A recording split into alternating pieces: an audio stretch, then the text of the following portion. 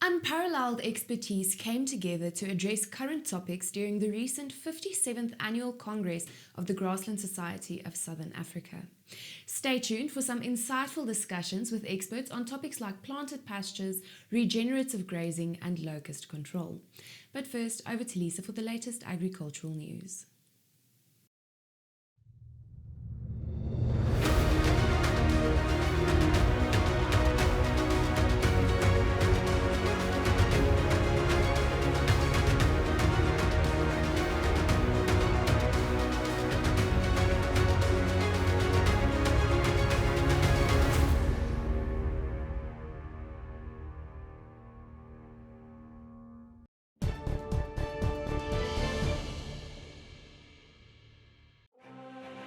Elanco, we are driven by our vision of food and companionship, enriching life. Welkom by vandag se nuus. Die wolseisoen het van dese week na 'n reses van 2 maande met 'n aanbod van 8.348 bale afgeskop. Weens die verbod op die uitvoer van wol na China is 4.528 bale voor die veiling onttrek, terwyl 'n verkoopspersentasie van 80,6% behaal is vir die bale wat wel aangebied is. Ons skakel nou oor na Heinrich Victor van OVK vir 'n meer volledige verslag. Ons sê vir die hartlike goeie dag, die OVK wolkantoor so aan die begin van 'n splinternuwe wolseisoen. Ja, dit is bykans 2 maande in 'n week gelede wat ons laas gesels het, maar ons sien uit na die wolseisoen wat voorlê.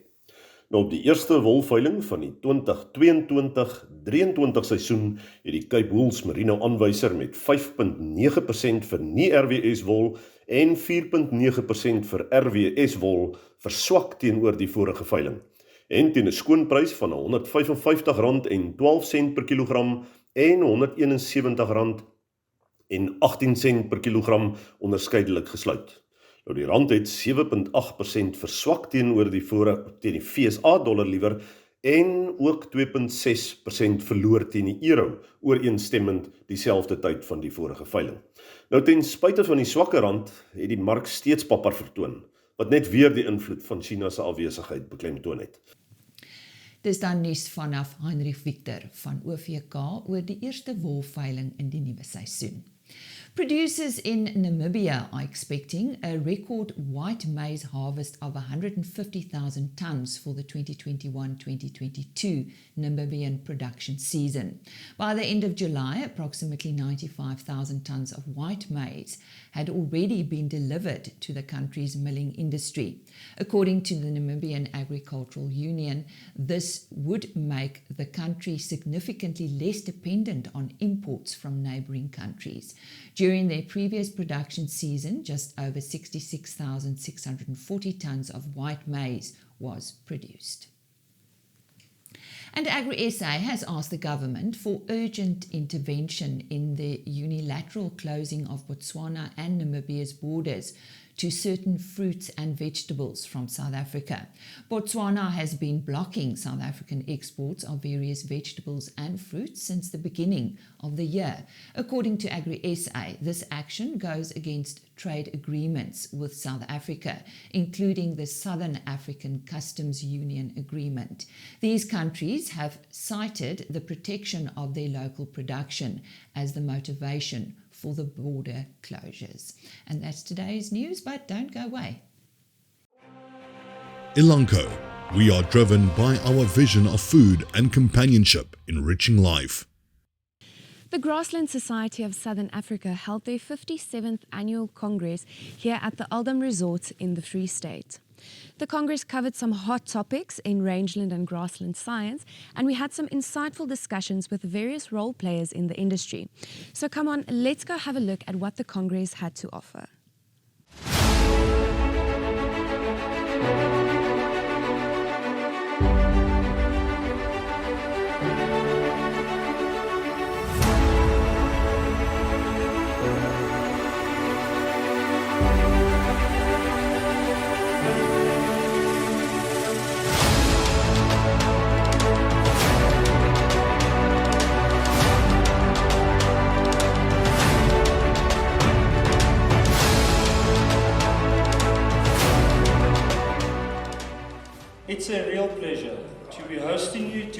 continue to be meeting you.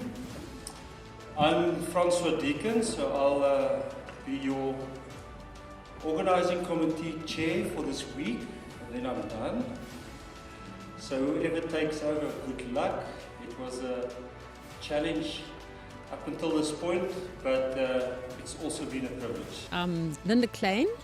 I am a private contractor. I'm not associated with an institution, but I've been with the Grassland Society for a very long time.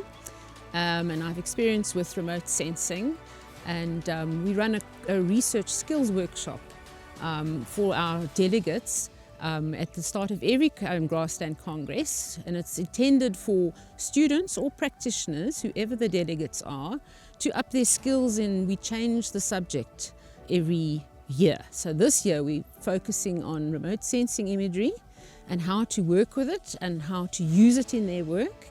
And we're explaining it with using the tool Google Earth Engine, which is a cloud option for working with satellite imagery, and we're hoping that the delegates will be able to learn some new skills that they can use in their workplace or in their research, and also that it sparks an interest in what they can do with satellite imagery. For some of these delegates, it'll be the first time they've seen it, and we're hoping that it will spark new research and just have another feather in their cap or another tool that they can use to further their research. So it's part of upskilling, and we hope that they get some real inspiration from it.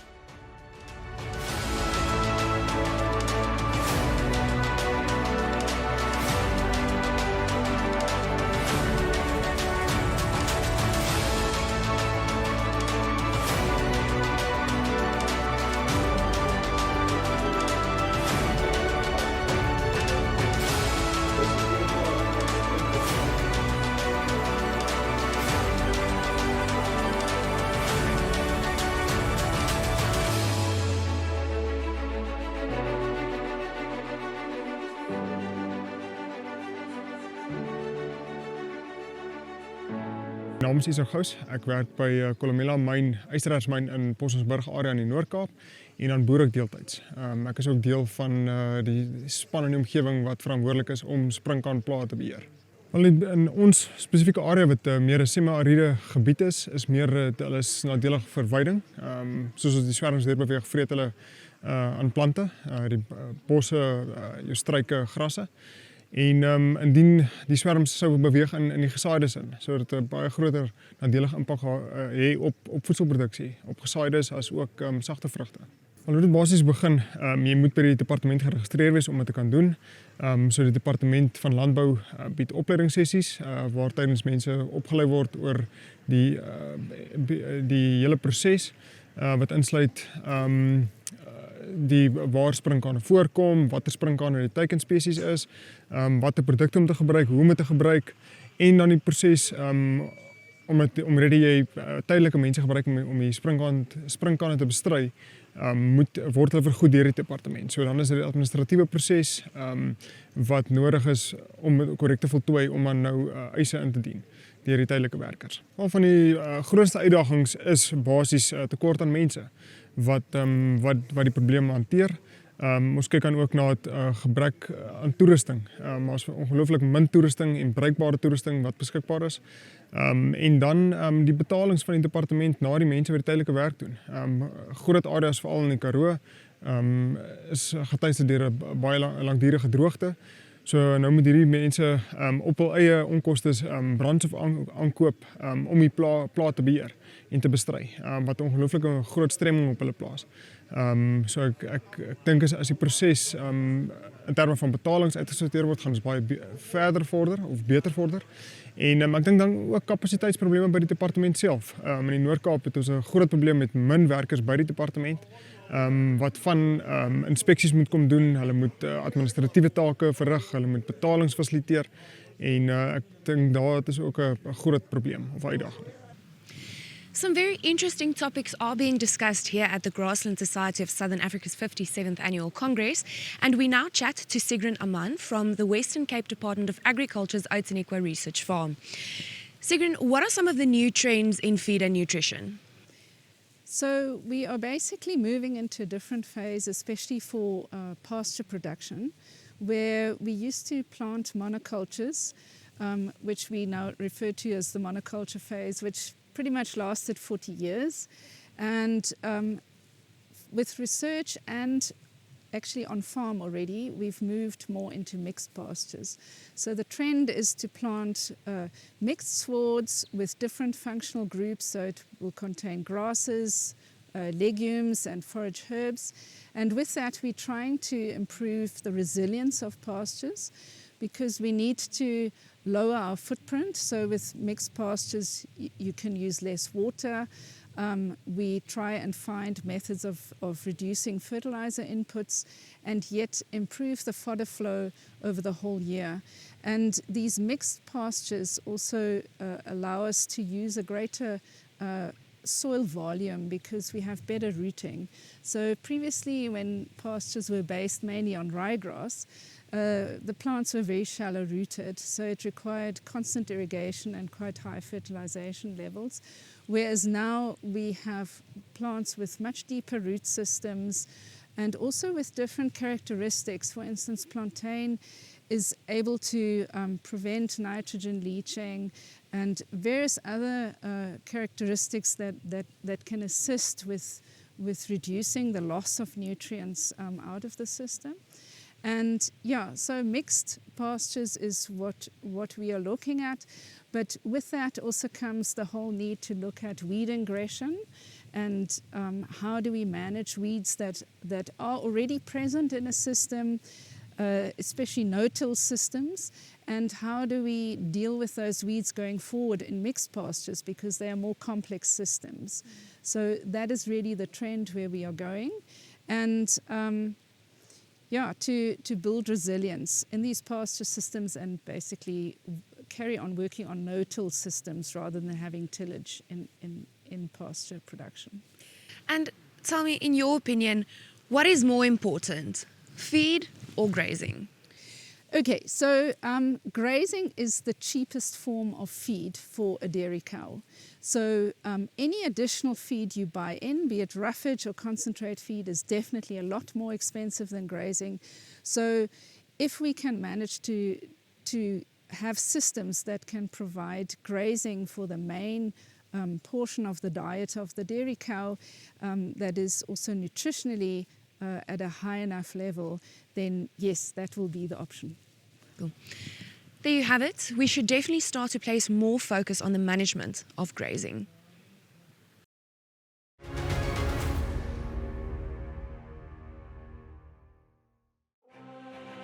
ABE Biotech. Fermentasie is gelyk aan prestasie. Goeiedag, in die week se kommoditeitprysverslag sien ons dat die prys van BSA grade met 2% gedaal het. Die C-graad prys daal met 5.7%, terwyl die speenkalfprys gedaal het met 1.2%. Skaap A grade het gestyg met 0.2%, C-grade het gedaal met 2.9%, terwyl die speenlamprys met 1.4% gedaal het. Ons sien dat die varkprys gestyg het met 1.1%, terwyl die wolprys gedaal het met 4.9% en die seibokhaarprys daal met 7.3%. Ons sien dat die geelmielie-prys met 0.5% gedaal het, koringprys het gestyg met 0.3%, terwyl die sojaboonprys gedaal het met 0.4% en die sonneblomprys versterk met 3.7%. Ons sien ook dat die rand in die laaste week veld verloor het teenoor die dollar met 2.8%, en ook teenoor die euro met 1.1%.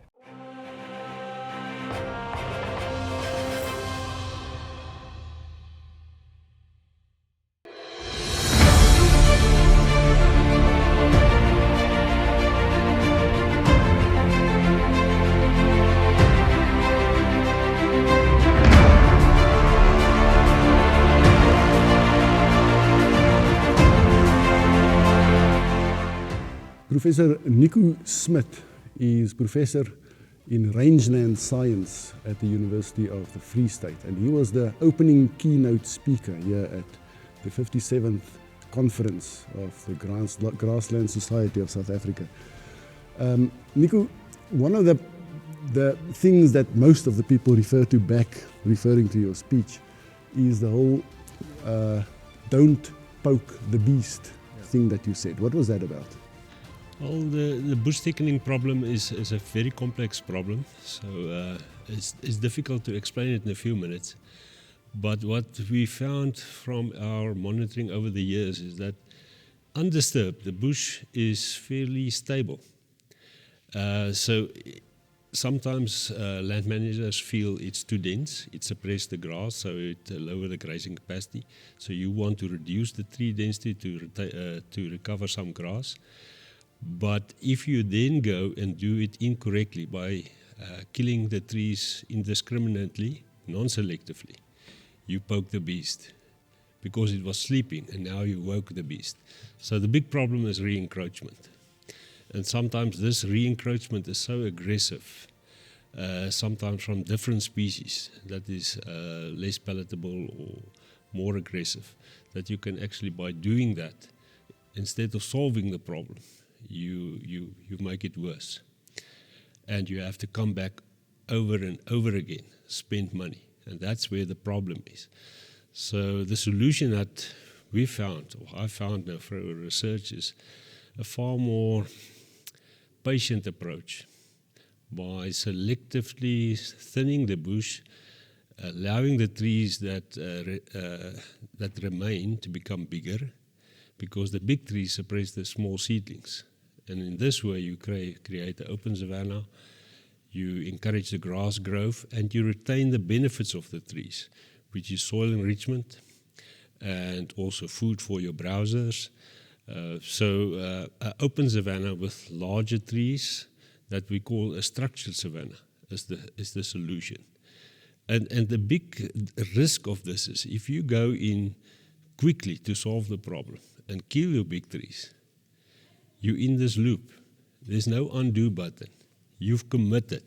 And that is the message that we want to give to landowners. Not to say don't do it, but if you do it, you must be aware of the consequence, because then you are in this loop and you will have to continue, fighting the bush, the beast that you've awoken, because you've created a vacuum that's going to be filled. And sometimes it's not filled by the plants that you want. And the plants you want is the grass, and initially it is the grass, but the trees will come back. The problem, though, is that very often the beast had been poked. Yes. So is that... Yeah, unfortunately, there's millions of hectares where various attempts has been made in the past, and landowners now have to deal with that problem. So I think if you're fortunate if you are in a situation that you can start doing something in the area that have no history of any attempts. But many areas there is various attempts of chemical, mechanical control measures. The mechanical ones that goes with soil disturbance is the worst, because then also you stimulate not just woody plants, but sometimes a certain species of woody plants that are very aggressive and very difficult then to get rid of. Nico, thank you. Thank you. Professor Nico Smit of the University of the Free State.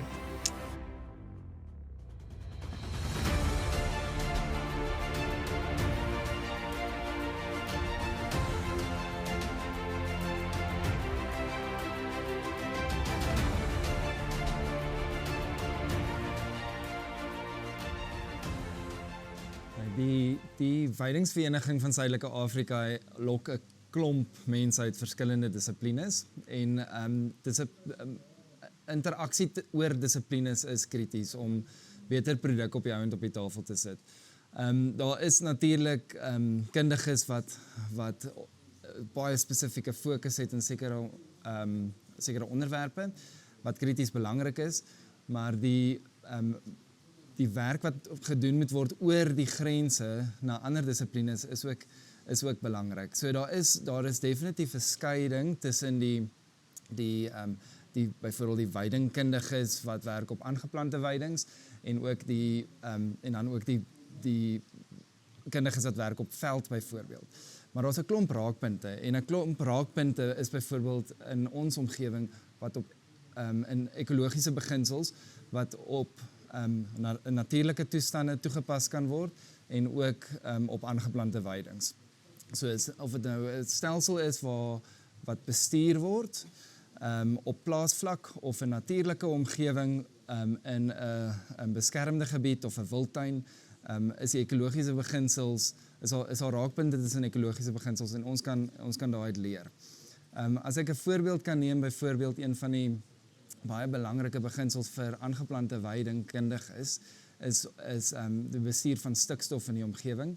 En stikstof kan gebind word deur peulgewasse wat natuurlik voorkom. En om die beginsels van stikstofbinding, wanneer stikstof gebind word, hoe stikstof gebind word, hoeveel stikstof gebind word, dit te probeer pas maak in 'n bestuursomgewing, kan mens baie leer en op die ou end 'n beter aanbeveling of produk op die tafel sit wat landboukundiges ook kan toepas om die stelsel meer volhoubaar te maak.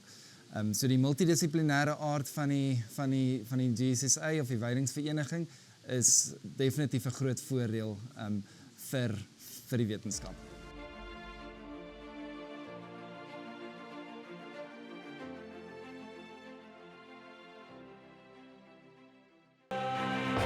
BKB, die betroubare tuiste van landbou.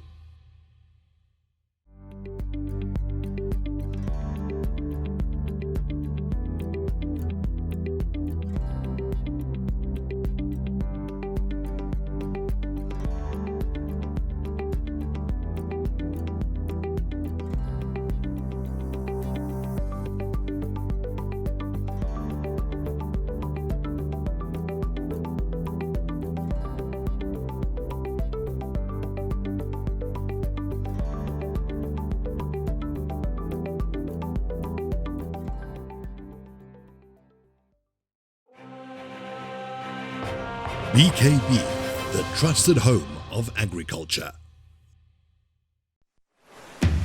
On April 12, 2022, after the devastating floods in KZN, we had to stop building vehicles.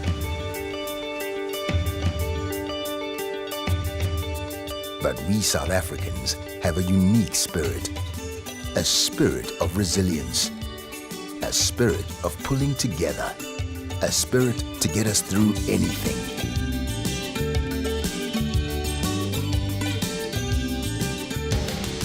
And we'll soon be back to building Mzansi's favorite vehicles in the same spirit we always have. I'm searching for the spirit of the great heart under African skies.